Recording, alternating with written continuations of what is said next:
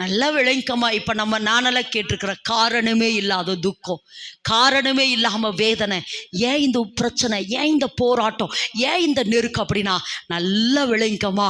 யோசேப்பை போல பூமியின் வம்சங்களுக்குள் எல்லாம் என்னை ஆசீர்வதிக்க கர்த்தர் என்னை தெரிந்தெடுத்தபடினால்தான் இந்த பிரச்சனைமா, இந்த போராட்டமா, இந்த உபத்திரவமா, இந்த பாடுகள் எதிலெல்லாம் நீங்கள் உபத்திரவப்படுறீங்களோ, எதிலெல்லாம் நீங்கள் நொறுக்கப்படுறீங்களோ அந்தந்த அதிகாரத்தை ரிலீஸ் பண்ண, அந்தந்த அதிகாரம் ஒருவேளை குடும்பத்துல பாதிக்கப்படுறியா, ஒருவேளை கணவன் மூலமாய் பாதிக்கப்படுறியா, ஒருவேளை மனைவி மூலமா பாதிக்கப்படுறியா, ஒருவேளை பைனான்ஸ்ல பாதிக்கப்படுறியா, அதெல்லாம் ரிலீஸ் பண்ற அதிகாரத்தை தேவன் இன்னைக்கு உங்க மேல வைக்கிறார், வைக்கிறார், வைக்கிறார்.